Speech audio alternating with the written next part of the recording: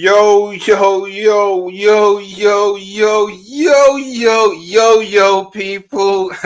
Sorry, a bit of technical difficulties there. What we saying, what we spraying, back again, yeah, with another About the Fan. And this time, we found a Manchester City fan. Yes, they do exist. And this one does not have a London accent. He is authentic. So I know you lot are going to enjoy this one. But a few things before we get into it. Make sure you're liking the video. Let's send this one to the moon. Make sure you're subscribing to the channel, not only mine, but make sure you're heading over there to LB's channel and showing him some love along the way. And just a reminder for those that haven't been here before, due to the structure of the show, I will be posting this as a podcast on Spotify at some point. Unfortunately, I will not be able to interact with the chat. What makes sense on a live stream will not make sense for people listening back on audio only. So any questions that you have for LB, send them through as a super chat. And at the end, he will answer any and all questions today. So look, yeah, I'm not going to lie. Yeah, this brother, he's actually one of my favorite streamers in it. I won't lie. Spoiler alert, I won't lie. He is one of the funniest streamers that I've seen in it. His watch-alongs are hilarious. And my thing is, he's got personality. And to go with that personality, he's also a mad hard worker. He's on his way to 30K. He's grinding. Let's show him his flowers and show him more support on his grind. My brother, LB, we saying, man. Whoops. You alright, bro? Yeah, good to be here, man. It's about time I jump on the show, innit? So yeah, appreciate you having me on, Mo. And big up the chat, big up everyone that's listening on the podcast, innit? And make sure you guys are smashing up the likes, subscribing, following on the podcast as well. Yeah, come on, man. It's been a minute, man, and this is one that a lot of people in my community wanted to see happen as well. So I'm happy that we've been able to make it happen. But look, as you know, this is going to be put on Spotify as a podcast. People don't always listen to the end. So for all those that may want to support and follow your journey, where can they find you? Yeah, man, YouTube, it's LB, second channel, more LB. Simple as that. Nice and quick, nice and sharp. I like it. So look, you're a massive Manchester City fan. Spoiler alert, innit? You've virtually seen your club, do it all. Centurion, 4P, treble, UCL. But in your opinion, what's happened this season? Manchester City could potentially go trophyless. What went wrong? And what do you think will happen for the remainder of the season? I think we ran out of gas. I reckon we ran out of fuel, man. The players, they got old. A lot of the key players got old. And the one thing that was keeping us really going, Rodri, he broke down as well. So, got no fuel because the players are old. The battery, the reserve tank, Rodri, he fell down, and basically, we just ended up with no power. We had the wheels, you know what I mean? We had the driver, but we had no power, man. And eventually that's going to slow down, and you're gonna stop, and that's what happened, man. We just, it's what it is, isn't it? And the team needs to be rebuilt, and they started that in January with a couple of signings, good players, good signings. I like them. And we need to carry it on in the summer, man. So, cut a long story short, I think it's just the end of an era of a team, and a sick team, a team that was world class, one of the best ever for me. But just needs a rebuild now, innit? And they just need to get top four. If they can get top four, top five, and win an FA Cup, that's great season, man, considering what's happened. So, let's see, and it's still a lot to play for, because if we can't get Champions League and an FA Cup in this year, which has been horrendous, that'd be a huge, huge W, man. Yeah, but I mean, and then also on the reverse, if you somehow didn't make Champions League football, do you think that would actually cripple your plans for a rebuild? Or do you think that, most players that you would, I guess, approach around the world would be like, look, Pep, he's at the helm. That's an attraction in itself. Manchester City, what you've been able to do over the last 10 years, attraction in itself. most people that you would target would see that, if anything, it's a blip one season, and then you'll probably be back to, I guess, where we've known you lot to be thus far? I don't know. It probably would have a small impact. It all depends on the player. Do you know what I mean? If you're trying to sign, I don't know. It depends on the player, man. It depends on the individual. I don't think it'd have a massive impact. But I think it'd be a bit naive to say it wouldn't affect anything at all. I think maybe you might get one player who's just like, nah, don't want to come if you're not in the Champions League. But I think most of them would go, yeah, they've just had a bad year. What I can do 1 year out of the Champions League. So, nah, I think the impacts would be pretty minimal, to be honest with you, bro. You know, I mean, a lot of the players that we're probably looking at are younger players, sort of like, 22, 23, up to maybe 26. So, it's not like they're in a rush to play Champions League football. So, nah, I don't think so, to be honest. I think it'd be a very small impact, bro. Okay, and just before I get into the show starter question, just to get your opinion on this, yeah. So obviously, I'm online a lot, and as when I'm online looking through Twitter and stuff, I see a lot of fans calling for Pep's head, which I think is crazy. Like, I think it's mad that Pep has one season where he's not doing what's kind of what he's built. He's kind of built this image and this kind of expectation. And then you have fans that are calling for his head just because things are going south this season. Like, what are your thoughts on people? And it may be a minority or however much it is. What are your thoughts on people kind of turning on Pep and calling for, I guess, a new leader at the helm? Well, I always say everyone's got the right to have their own opinion. There's absolutely no doubt that Pep has made some bad moves this year, 100%. Yeah, it was his decision not to sign players in the summer, and some of his tactical decisions in game management this year has been questionable. However, at the same time, for me, I just think that there's got to be an element of credit in the bank. Do you know what I mean? Has he managed the team to the best that he could have done? Probably not. But you can't just dip the guy off. When he's just won a 4P, he's won a treble, just because he makes a few mistakes. Yeah, he's made a few mistakes. Yeah, some of the mistakes are bad, but come on, man. At least get into next season when we've had another couple 100 million spent. And if he's still doing it next season and he's still making bad mistakes and people are questioning, fair's like, I'll hear it a bit more then. Like, that's what I've said on my channel. I've said I'll hear it if he's doing crap next year. Because we'll probably spend another 300 million this summer. That's 500 million in 2 transfer windows, January. So, you've got to be competing for the title. If you're not, if we're 5th or 6th again, I'll be more understanding of people's position. But right now, I just think it's come on, man. Yes, he's not been particularly great this year. I will say that myself, but I just don't think you can really be. Well, you can say Pep out at the end of the day. It's your own opinion, but from my point of view, I just think that you've got to have credit in the bank, man. And for me, you've got to give him the summer. You've got to let them rebuild, and you've got to let them go in again.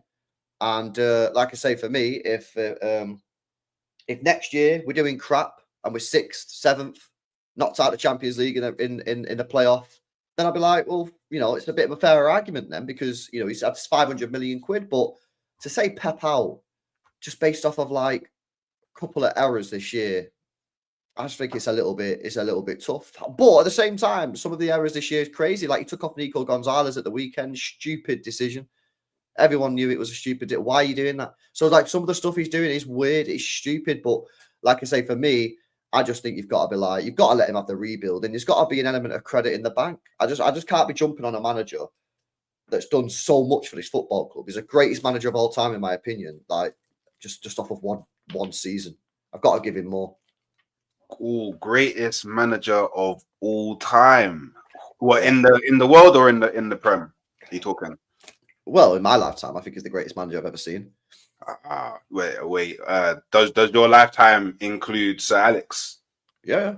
Oh, so you think Pep he's got a? Do you think he's got a better Premier League legacy than Sir Alex? Not a Premier League legacy, because Premier League legacy he did 20 years and won 13 titles, but.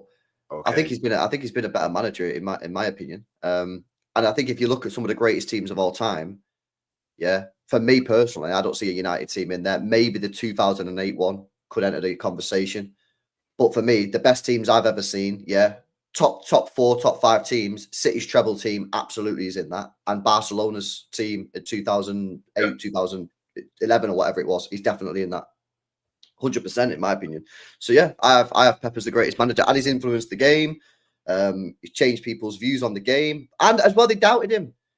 Everyone said everyone said when he first joined City, everyone was like, "This guy's going to fail. You can't do that in England." I remember them all saying that on Monday Night Football, Sky Sports News, Sky Sports, all these programs. Pep will have to change. Pep will have to change. It ain't changed, and it's worked. And not only has it worked, he's completely dominated the football in this country for the last 7-8 years. Domination that we've never seen. Centurions never seen it. Four-peat never seen it. Domestic treble. Sir Alex Ferguson said that was impossible. He said it couldn't be done. Well, we did it. So, you know what I mean? I think he's changed the game, and he's proved a lot of doubters wrong, and he's dominated on a scale that we've never seen in this country ever in 120 years of football. It's extremely hard to combat that. And you know what? Yeah, and wait. So, correct me if I'm wrong. You're from them sides, right? Yeah. So, how does it feel? Yeah, or how did it feel at that point where, like, you could, with chest, say, yeah, I'm finally better than Manchester United, because Manchester United have been dominating for a very, very, very long time. What was that first moment like where it was like, yeah, cool, I can go out now in the blue top and this is my town. This is my get the chest out. Yeah. What was that feeling like? Because you've been waiting a while. Yeah. Well, that probably happened around. Difficult because in 2012 when we beat them to the league and we beat them in the FA Cup semi-final a couple of years before that, that was different, man, because it was like, yeah, you can win something, but you're not necessarily like better in terms of like an overall situation. So we beat them in the FA Cup semi-final, we beat them in the league, right? So we're obviously a better team than them, but you need more than that to be better. You get me? Yeah. So you need to do it over a period of time. When you start doing it over a period of time, constantly being better, then you can actually say, "Now we're actually better than you." Like, just period. So for me, that probably started when Pep came in. I know we won the league under Pellegrini, but again, that was one league title. Do you know what I mean? And we're finishing above them in that. But I think when Pep came in, and then we just started winning leagues, and they're like languishing down in like, I know they had a couple like second or whatever, but then they like finishing like 8th and like 12th or whatever. I think at that point you're like, yeah, like you are now. We are. If you said to a fan in a foreign country, "Oh, how you think Manchester are doing?" They probably now think of City, whereas previously they probably thought of United. Yeah, I remember going on holidays, as a kid when City was shit, and like you get in a taxi and they say, "Where you from?" You say Manchester, and they're like, "Oh, United, yeah," and I'm like, "Nah, we're the shit ones, isn't it?" Do you know what I mean? We're City, and they're like, some of them didn't even know who we were. You know what I mean? Never heard of us before. Whereas now you get in a taxi in a foreign country, bro. I'm seeing like I went Malaga, yeah, and don't even ask me, yeah, ask Lee Gunner because Lee lives there as well. I went Malaga, yeah, in like July last year, bro. The two main tops you saw was Mbappe, Real Madrid, and Haaland, Man City, over any other club. Don't believe me? Fine, ask Lee. Lee lives there. I ain't trying to do it to like gas. I'm just saying, like, it's changed, isn't it? It's changed. That's crazy. Bro, I'm not even capping, bro. Mbappe and Haaland were the two shirts that you see in most just people walking around in. It was like I'm watching it. I'm like, rah, that's mad. Because when I was growing up, I'd never see a single City kit anywhere when I went on holiday. Nowhere, man. It was me on my ones, and people was like, "What's that?" And you're like, "Oh, we're a club called Man City." Yeah, no one knew who we were, man. It's a madness. The growth of the club's been insane, man. Yeah, it has been. The growth of the club has been outstanding, and me personally, this has always been my thing. Like until I started doing YouTube, I didn't know any Manchester City fan. So my point of view was always, cool, if Arsenal can't win the league, Man City go and win the league for me, man. Because at least I know nobody's calling me, nobody's cussing nothing. I don't know anybody. So yeah, no, obviously big up to Manchester City's dominance over the years, and obviously I pray I pray every day that my club will fix up and be able to do the things that you've been able to do. But it's looking spooky, but that's a conversation for another day, innit? So look, what if, hypothetical, yeah? I don't know if you've seen Marvel What If, but it's a little hypothetical, innit? So let's go all the way back to 2008, yeah? All the way back to 2008, yeah? What if Manchester City had never been bought by the Abu Dhabi group, where do you think the club would be today? Well, we was going bankrupt. I think we was 2 weeks away or something like that from going bankrupt as a football club, because Thaksin Shinawatra, who owned us previously, spent future money. I think it's kind of like what Barca did. You know, Barcelona, like they've sold off their future like TV rights, or they've sold off like future commercial deals to get the cash in now. But then all the money they get in the future years, they have to give back to the people that give them the money now. That's what he did, man. And I think he got his accounts frozen or something. He got done because obviously he was a corrupt politician. And all his accounts got frozen. And I believe, because I remember listening to a podcast that Gary Cook did, who was our CEO at the time. I'm sure he said the club was like 2 or 3 weeks away from going into administration. So who knows what would have happened? Might not be here. Innit? Might be doing travel vlogs. You know what I'm saying? Yo, big up, guys. Welcome to the new video. We're here in Nigeria today, doing a little tour around Nigeria. Make sure you like and subscribe. Comment down below the next country you want me to visit, man. You know what I mean? That's where I might have been at, bro. Okay, I didn't realize that it was so yeah, like it was looking as bleak as like what Chelsea was going through, where you could have bought their club for £1. But okay, that's crazy. I didn't even know that. That's crazy. So it's kind of mad to think. Okay, so all right. So let's just say you got picked up by, let's say you got picked up by an owner or a conglomerate that wasn't as illustrious as the Abu Dhabi group. Let's just imagine it was a non-corrupt. I'm not saying that they're corrupt. I'm referring to the guy that was there before. A non-corrupt guy came in, picked up, and you could carry on operating normally. Because obviously we all know the way that Man City have operated up to this point it's not normal. Like, it's an anomaly. Like, the only other time that I saw it really and truly is with Chelsea. But then we saw what happened with them. So yeah. What do you think the trajectory of your club would have been if you didn't like win the greatest lottery that you could ever win in life? Well, I think we would have got bought by someone at some point, because I think all Premier League clubs are being bought. You know what I mean? And I think City is an attractive football club to own, because you've automatically got that rivalry with Manchester United. Having a rivalry, I genuinely think that makes you a more attractive club, because you've got them rivalry games. You've got a pretty modern stadium. So you don't have to shell out a load of cash. Look at United, they need to spend £2 billion to sort their stadium out. You've got a new stadium, so you don't need to invest there. You've got a lease on it for like 150 years or whatever it is. So that's chilling. You got a load of redevelopment area around the stadium. Like, it's literally an investor's dream, really. So I think we would have got picked up by someone at some point anyway. So maybe say we didn't get administration. Maybe like he sorted his finances out. We might have just chilled for a little bit. Remember, we weren't a bad team under Shinawatra as well. I think we finished like 10th or something. Do you know what I mean? And I think under Sven, I think we only lost a couple of games at home. I think we lost like one game at home in that season. Our away record was really poor, but we had some decent players, man. Remember, like Giovanni, Elano. Yeah, these guys were ballers, man. Cold ballers. So yeah, we had obviously Joe Hart coming through. So we had good players. Who? Richard Dunn. Yeah. Dunny was a solid player as well, man. So we had solid players. We weren't a dead team. We was all right. We was finishing 10th under Sven. But I think we would have got picked up eventually off some rich Donny. It just could have been one of the like guys who ain't really that serious, like a FSG type owner. That's what it could have been, and not serious one who just uses the club to exploit cash. So I'm glad we got bought by Sheikh, man, innit?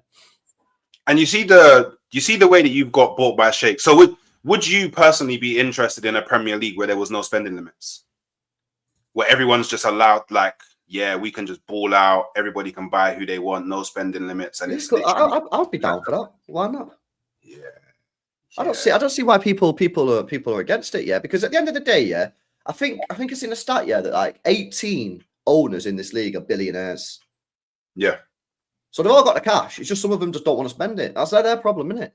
Yeah. You know what I'm Yeah. saying? And the thing is, yeah, people say, oh, well, that make it Newcastle will just win everything. No, it won't. PSG had Neymar, Messi, and Mbappe, didn't win the Champions League. They get rid of all three of them, and now they look like they actually might be able to win it. Yeah. But you need money to win, but money does not equal success. Yeah, both things are true. Look at Chelsea, spent 1.5 billion. They're a million miles away from the league. Million miles away. Liverpool did spend nothing this summer, and they're going to win the league. Yeah. So this thing about, oh, well, if you just let Newcastle spend whatever, then they'll just win everything every single season. Nah, BS, man. That's complete nonsense, in my opinion. Yeah. But their owners are on like they're on a different level. Like aren't they richer than like everybody combined? I think they'll be. Those guys are like some of the richest people on this planet, man. Yeah, like so that could be spooky because if they had no spending limits, then all of our clubs would be at risk because they could just go around buying from us. They could just go around buying all our best players. And truth be told, let's just say it wasn't. But they can only have a certain amount of players. Yeah, it's true. But for example, let's just say it did happen next season. They could easily go, okay, cool, we're in the Champions League. Haaland, just take Haaland away from you. I don't know. Yeah, but they can't just take him. We'd have to sell him. We could just be like, we're not selling you. But are you gonna say no to like 250 million? That's our option, isn't it? That's our choice. If we want to sell him, we can sell him, but we don't have to sell him. If we sell him, if we sold Haaland to Newcastle, we can't sit there and go, oh, the league's dead because Newcastle bought Haaland. Hang on a minute, you just agreed to sell. You don't have to sell him, You could have said nah. If they come for Saliba in the summer, you can say no. You could be like, no, we ain't sending you. He's got a contract. Yeah. And again, there's no guarantee that even if they do buy all those players, that they'll win anything. As per PSG. PSG had Messi, Neymar, and Mbappe and didn't win the Champions League. They sold them all, and now they actually might win it. Yeah. I hear the point. I do hear the point. Yeah, it is a bit. Yeah, but I feel like that was too many egos. Like I feel that's an ego thing. Like too many egos. Not all the best players in the world have egos like that, and you just have. It's like who reigns helm, and then obviously Messi was probably the guy that PSG was like, cool, this is our guy. But then Mbappe's like, but wait, I'm Mbappe. So what about me? And then Neymar's like, wait, but I'm Neymar. Like he literally left Barca to escape the Messi, and then he ends up with PSG, and then Messi comes along. So it's like I can see when there's too many egos around, it can affect it. But now I do hear the point. So all right, cool. So let's go. So tell me about your journey as a Manchester City fan. How did it start? Why did you choose Manchester City? And has there ever been a period of time throughout your journey where it's been like, cool, I don't know, maybe regret is too strong of a word, but maybe question your decision of becoming a Manchester City fan? Yeah, so I changed in 2008, innit? You know what I mean? I was a Chelsea fan. And then 2008 I changed. Yeah, my dad was a City fan, innit? So obviously just standard driller. Yeah, City fan in my school, yeah. I grew up in like North Manchester in between Bury and Bolton. So the school that I went in, which was more Bolton way, there was hardly any City fans. It was United fans and Bolton Wanderers fans, right? So, okay. And at that time, when I was in high school, yeah, or secondary school, whatever, Bolton were actually pretty good. Like they had Sam Allardyce, like, Kevin Nolan, Davies, these drillers, you know what I mean? So like I was getting terrorized in school by Bolton fans. You know how mad that is? Do you know how crazy that is, bro? Yeah, my childhood, bro, Bolton Wanderers fans used to cook me on a reg. Because they was better than us, man. They was better than us when I was growing up. So I was like, what the fuck, man? And something that always sticks with me, yeah, is this was pre-takeover. So this would have been, I reckon this would have been like 2006 or 2007, yeah. So this is pre-takeover, and I think maybe even pre-Sven. I can't remember. Maybe if someone in the chat can find this out, yeah. But Bolton Wanderers, yeah, played Bayern Munich, and I think they played him in the UEFA Cup, right? And I'm pretty sure it was like 2000, 2006, 2007. So someone in the chat, just type in Bolton versus Bayern, yeah, find out the year. And I remember sitting there at home watching this game, and I remember thinking to myself, I wish City could be this good to be in the UEFA Cup. Do you get me? Because we were scrap at the time. And I think we've been in it a couple of times before that. But Yeah, I used to sit there. I used to watch it. Yeah, 2007, 2008. Then it's big up DB. Yeah, I remember watching that game, sitting there thinking, I wish City was that good that we was in the UEFA Cup. And obviously, it's mad because then, like in a couple of years after that, City got bought, won an FA Cup, won a league, and Bolton Wanderers got relegated. And then I think they got relegated again. I'm pretty sure Bolton got relegated to League One. Yeah. So it's like the flip was mad. But yeah, that's basically how I support. Obviously, just my dad supported it, and then yeah, like I say, I used to get teared off Bolton fans, which was mad.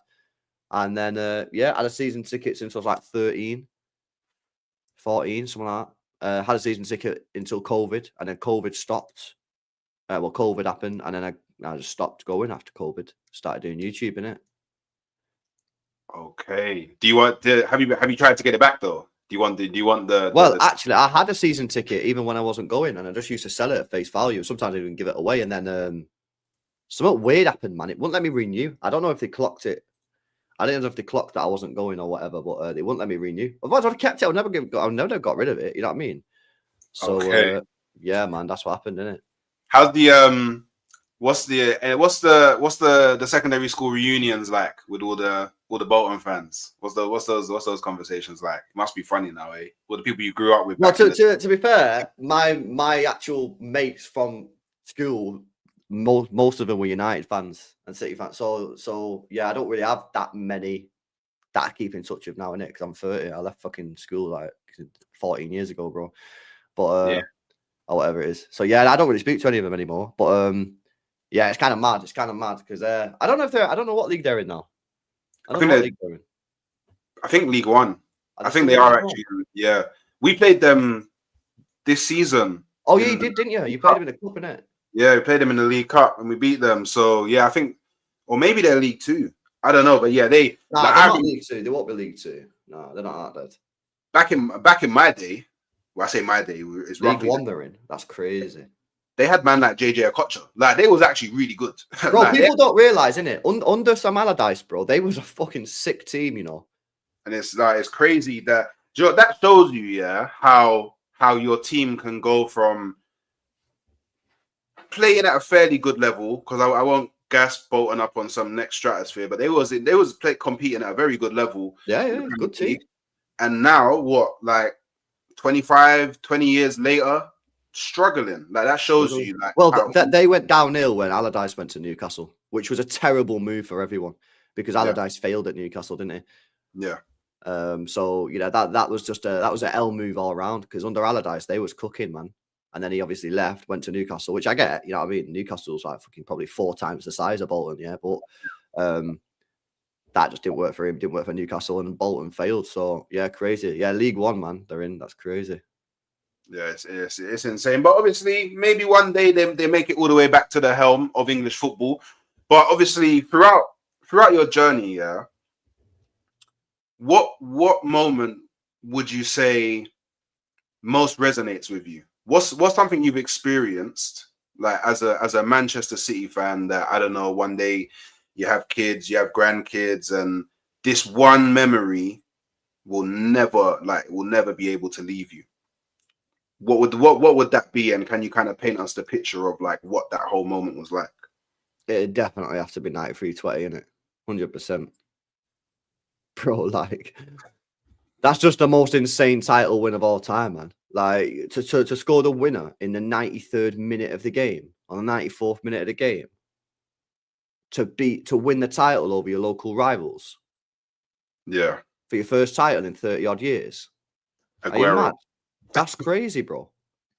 That's actually wild. Like if I said to someone, like, paint a picture of like the best possible league title you could win, like you wouldn't go far wrong on that story, man. Do you know what I'm saying? Yeah. Like, it would have to be that one, man. That was crazy. That was crazy. What a crazy day, mate. Yeah, I remember going to the game because obviously I was going at that point, and sunny day, nice day. Took the lead. Zabaleta, yeah, goalkeeper Howler, and gets to half time and it's 1-0. Yeah, and I remember turning to my mate Jordan. Yeah, I said to him, I want this second game to be the most dull, boring game that I've ever seen in my life. And then Bro, it was a madness, man. It was a madness. You know what I mean? Conceding, we conceded. Like Lescott, like what's he doing, bro? Like he's Yeah. trying to back flick the header back to Hart. Bro, just head the ball away, innit? And then they done us on a counter attack with is it Mackey? Jamie Mackey, I think he was called, innit? Is that what it's called? Jamie Mackey. And then you're losing 2-1. And then it's just mad crazy, yeah. I think Yaya Toure got subbed off. And you just sat there, you're 2-1 down, and you're like, what is going on? Like, what's going on? And you're literally watching it, and you don't know what's happening, man. You're watching the team, and you're just doing stupid shit in it. They're just doing stupid stuff on the football pitch, and you're like, what are they doing? Like, you watch them all season play mint, and then you're watching them in this game, you're like, what are you doing? Like, stupid stuff. Do you know what I mean? But under pressure makes players do stupid stuff, innit? Yeah. Do you know what I mean? That's what that they just do stupid stuff. When players are under pressure, they do stupid things, and that's what happened that day. And then, yeah, I remember obviously Barton got sent off. That was crazy. And then you start to think, oh, could we do it? Could we do it? And then the maddest thing, I was talking to the chat about this yesterday. Yeah, you know the maddest thing was this: when Jekyll scored the equaliser, I'd never been so angry at a Man City goal in my life. I didn't celebrate that goal. I was angry because, in my opinion, because I didn't think we was going to score the winner. So all that it meant is that we was getting even closer.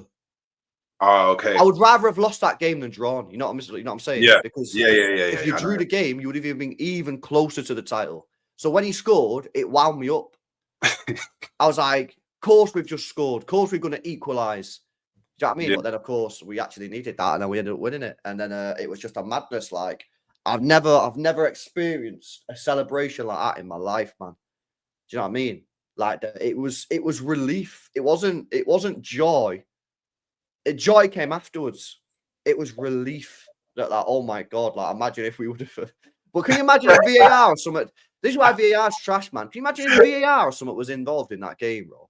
That'd have been stupid, man. You know what I mean? Like, this is why I hate VAR, innit? Like, it ruins moments. But yeah, that was crazy, man. What a day that was. Everyone got on the pitch afterwards. It was just mad. Just the craziest day, innit? And yeah, like I say, to win it against your rivals in the last kick of the game was just jokes, man. It's crazy, you know, because I've obviously, so I spoke to Big Steve about this, because Big Steve was like, yeah, it's basically the same moment. And he was telling me how, I think he was saying something along the lines that, like, I think just before, I think it was just as you equalized, he saw a text from one of his friends saying, we're gonna win the league. And obviously his friend was a Manchester United fan. And he was telling me how, don't know what it was, but he was like,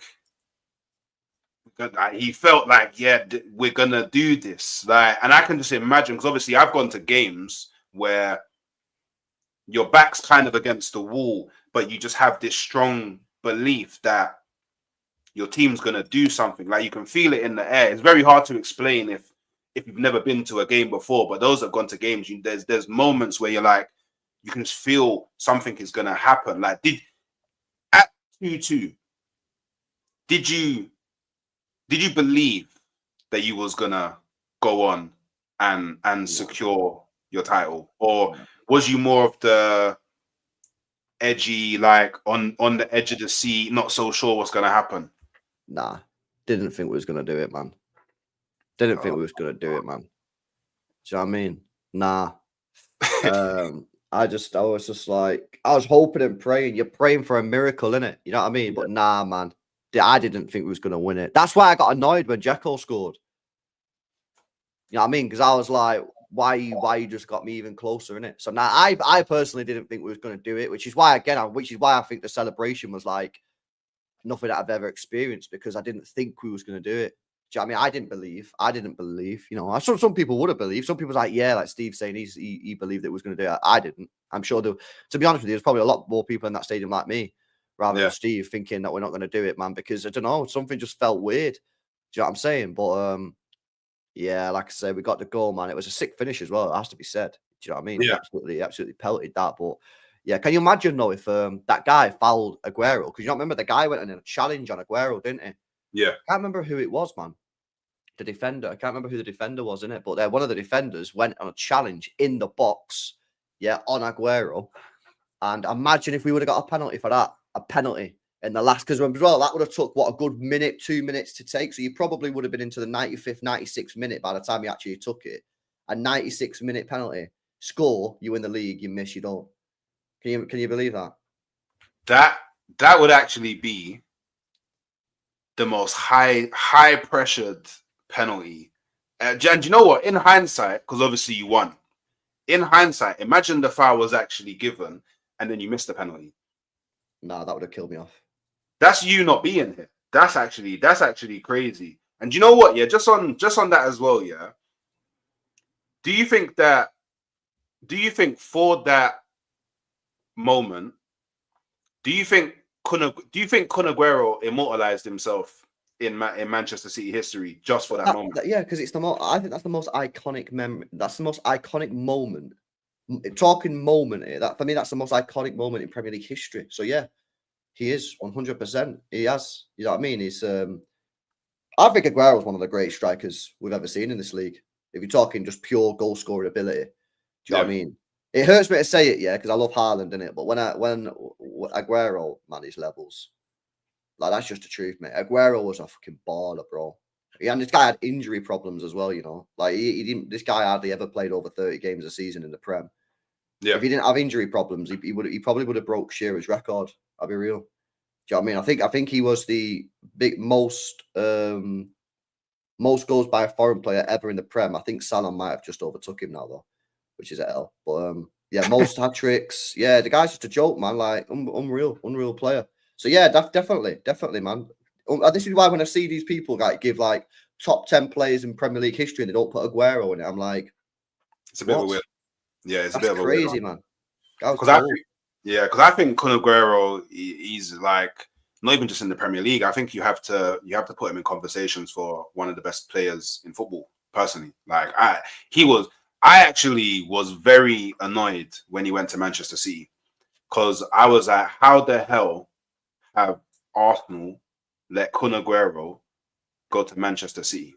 Obviously, all due respect, but it's like when you see a player of that caliber, a player that, I'll be real, like every football manager, it might have been called Championship Manager at the time or whatever it was called before, I would always buy it. Every season. I'm always signing him. Like FIFA's, he's a proper cold striker.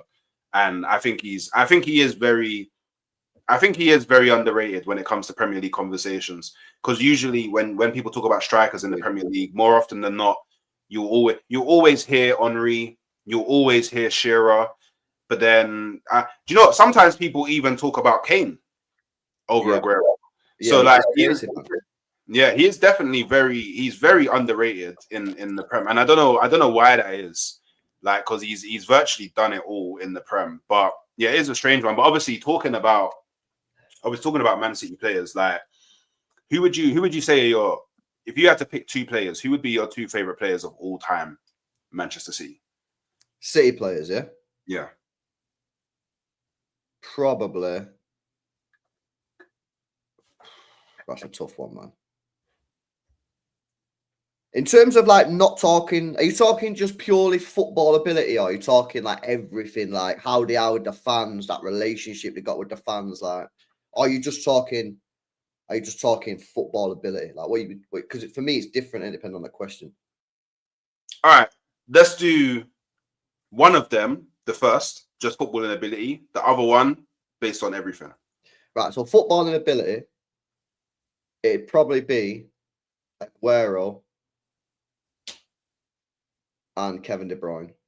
David Silva just misses out. But then if we're talking everything, Kompany has to be in there, 100%. I got a war for that guy, man. I'll be real, bro. Do you know what I'm saying? I've seen an article the other day on the news, that says like the British government are struggling to recruit for the army because no one wants to fucking be in the army in this country because everyone hates this country, yeah. And I would not go in the army, yeah. But if Vincent Kompany rang me up and was like, LB, yo, Russia's coming, bro. We need you to sort us out. I'll be like, yo, get me, man. I'm there.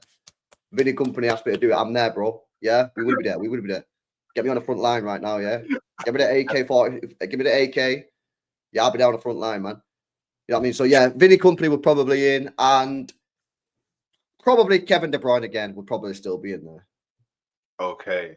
And what is it about Kompany that like you're willing to go to war for? Because I've seen on like I think it was a post on your Twitter, and you've probably spoken about it on your channel as well, about how when Pep does leave, Vincent Kompany is actually one of the people that you wouldn't mind becoming the next Man City manager. Like, what is it about Kompany? Like, what is it about Kompany that you just have this kind of, I don't know, let's call it a bond? Because he's a leader, man. I want to follow this guy, innit? Do you know what I mean? He's a proper captain. He's a proper leader. Do you know what I'm saying? And bro, like, unbelievable captain at City. Yeah, unbelievable player. One of the best centre-backs we've ever seen in the Premier League. Yeah. And yeah, man, I just think the guy's like a top guy, man. I just think the guy's a top guy. And yeah, for me, he's just like, he's gone on at Bayern Munich. He's doing well at Bayern Munich. You know what I mean? He's in the quarter-final now. Yeah. In Milan. If he gets through that, then I think there's a lot of slander on Kompany's name at the moment, yeah. But if he gets past Inter Milan, gets Bayern into the semi-final of the Champions League in his first season at Bayern Munich, yeah, and wins the league in his first season at Bayern Munich, I think, for me, you've got to give him credit, man. You got to give him credit. So, yeah, that's why, man. I just think Kompany's just a go. And, you know, you would have been the same with, like, I don't know, Adams, Vieira, Seaman. Do you know what I mean? Like, these guys are such leaders on the football pitch that you're like, yeah, you back them, man. You 100% back them. Yeah. You know, Campbell the same. Like, they're just warriors, innit? They're warriors, mate. Yeah. Yeah. I am I don't know, maybe it's because of my age. It might actually be because of my age, but I actually prefer captains that like put their body on the line. Pause. Like, you know, the captains that like they're throwing themselves into tackle. Diaz, like we've got Diaz at City who does that. Yeah, Terry's at Chelsea. Yeah. Your head like that. You know, the ones where you're just seeing like, oh, they've got the tape around their head because they've gone in for something they shouldn't have gone in for, and they've bust their head open, but they're still on the pitch, got the stitches, they're still ready. That was Zabaleta at City, man. Every time that guy played, he had a new wound. I mean. Yeah, so I think the obviously captains now, I don't know, like for example, Odegaard he's not like that in it. So, and that's one of the things that I don't like about Odegaard is that he's 50-50s. He never goes 100%. I need my captain when it comes to 50-50s, 110% every single time, regardless of how tired you are or whatever. And that Kompany, I give it to him. He was that in it. But so you threw about a few names. Obviously, you had Aguero, De Bruyne, and you got Vincent Kompany. So obviously, Kevin De Bruyne is still at Manchester City. Actually, do you know what? Actually, we'll mix up the question a bit. The follow-up question I usually do. So you got Kun Aguero, you got Kevin De Bruyne, and you got Vincent Kompany. Yeah. Who would you, if you could take any three of those players in their prime, so the best that you've seen them at Manchester City, and bring into this squad, who would it be? KDB.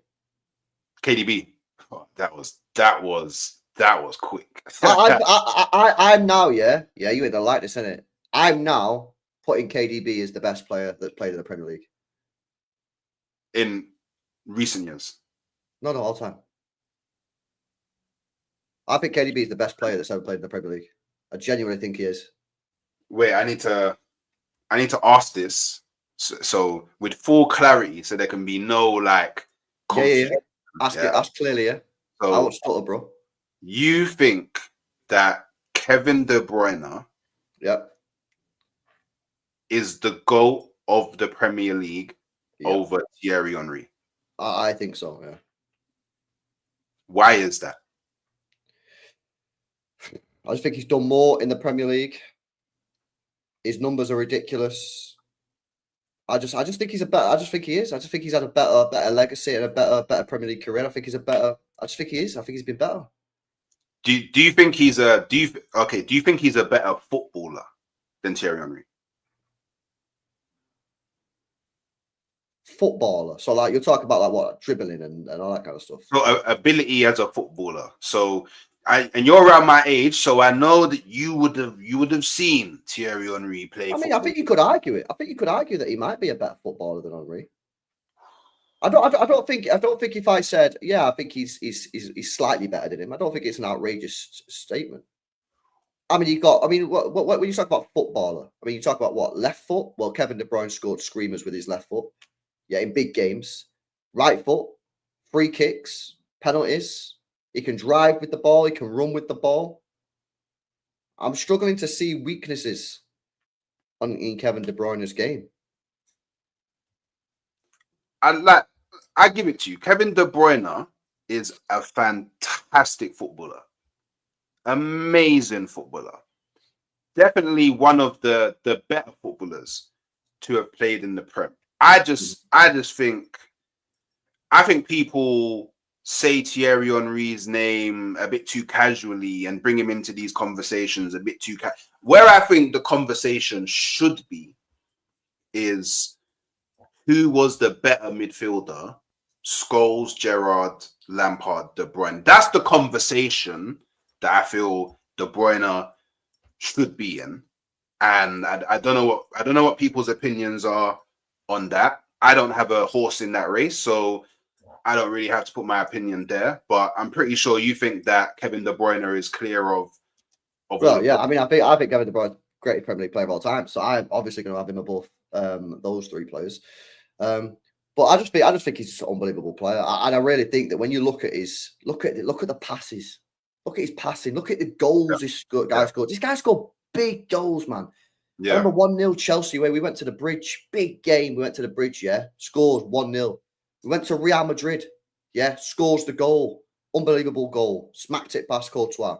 Yeah, this guy scored big goals. He's got big moments. Look at his record versus the top six in terms of G&A.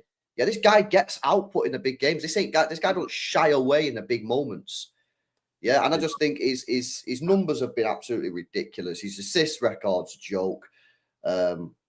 And yeah, I just think that's where I'm at with me. But he's clear of them other midfielders. Yeah, I think his passing is like, for me, like he seems like a striker's perfect partner. Like, because wherever you want the ball, yeah, it's like laser beam, like it ends wherever you want it. So, but I do think that he's been blessed in a sense to have so many other world-class players around him and to have played under a world-class manager. I do think that those elements do factor in as well. Like, I wonder what would KDB be if he stayed at Chelsea? Would he still be the same KDB? The thing is, yeah, I right. So this thing about Chelsea, yeah, I watched some highlights of him at Chelsea, and he don't even look. He looked all right. He looked decent. You can definitely see the potential in him. Yeah. I just think that he wanted to play. Mourinho wasn't going to play him, so he left. He went to Wolfsburg, and then look what he did at Wolfsburg. Yeah, look at his record at Wolfsburg, man. The guy was cooking at Wolfsburg. Unbelievable. Look at some of the goals he scored at Wolfsburg, right? He scored this fucking mint goal against Bayern Munich, yeah, left foot outside the box, top pins, bro. Yeah.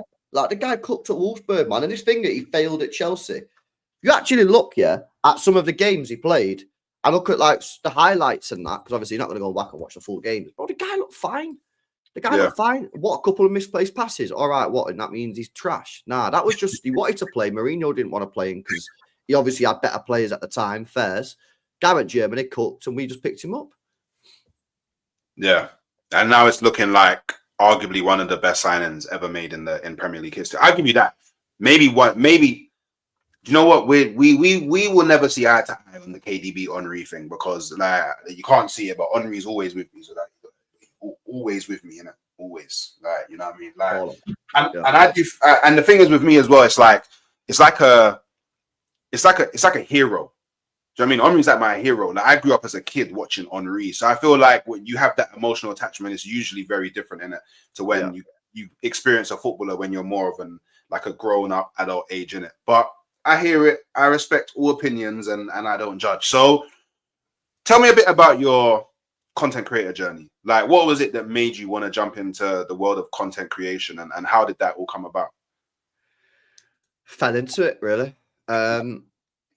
Me and my mate started doing a podcast back in like 2017, and it was just a podcast on SoundCloud. We got like 300 views, and basically we used to get drunk every Wednesday, like proper, not like have a few. Like, we used to get cooked, like big time, steaming, full bottle of vodka drillers, and then record a City podcast and just chat shit. And because it was quite like unique, you know what I mean? People actually like started listening to it and that. Like, they didn't listen to it for our football. People just found it funny. You know what I mean? Two guys just absolutely blackout, wasted, drunk, yeah, talking about football. And like, you knew after the time we didn't know what we was talking about in it. Like, we were just like waffling, but we was just getting steaming. So I did that for like 3 years. No intention ever of coming onto YouTube. No intention ever. I was just chilling. I had a job, fine, chilling. Just did the podcast. Didn't earn any money out of it. We did it for free for 3 years. Like, we didn't do it for money. We just did it for get drunk and have a bit of a laugh and that. Yeah, I did that for 3 years. I used to go to a lot of away games. I had a season ticket. I used to go to a lot of away games. And then obviously the big C hit, COVID-19, innit? And that stopped. So what happened was we got a couple messages about the podcast and that. And then I thought, you know what? Let's put the podcast on YouTube, because people wasn't going to the games and people couldn't see the mates and that, because obviously lockdown and that. So I was like, yo, let's just jump on the YouTube and do it on YouTube for a bit while this COVID-19 is happening, because people. So we put a couple podcasts out, and then we started doing some videos on that. Just started doing some random stuff. Again, we didn't do it. We were just doing it because of COVID happened, and then we thought, oh, let's just jump on and do a watch along in it, because people wasn't going to the games. You know what I mean? Some people was on their own, and like people get lonely and shit. So we thought, you know what? Let's just do this, and we'll just see what happens. Did that for a year, and it just fucking blew up, man.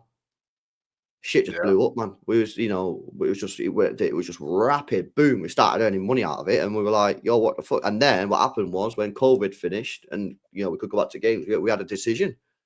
We was like, yo, do we go back and just go back to what we was doing, or do we try and make a bit of a like life out of this, bit of a career out of it? You know what I mean? And we decided, we just try and do it. Because obviously the thing is, people say, oh, how could you just stop going to football? Because the football stopped me from going because of COVID. I don't think I ever would have been doing this if COVID didn't happen, because I don't think I would have ever I don't think I ever would have just been able to leave and stop going, innit?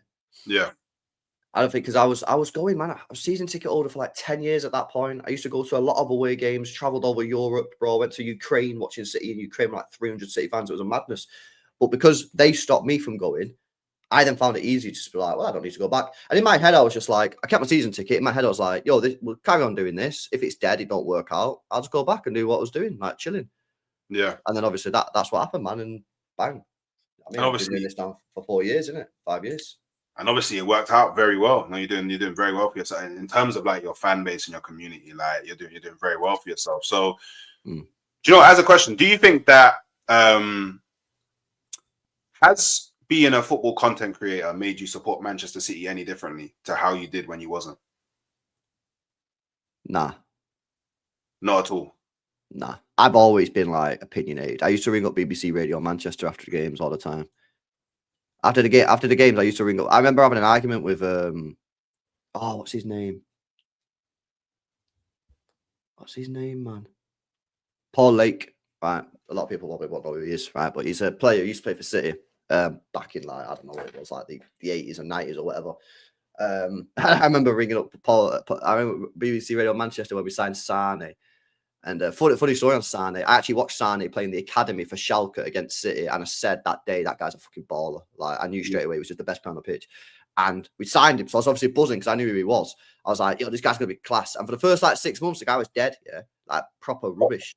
And then I remember ringing up after a game and saying, this Sane needs to do more, man. Do you know what I mean? Like, bro, this guy's not good enough, man. He needs to improve.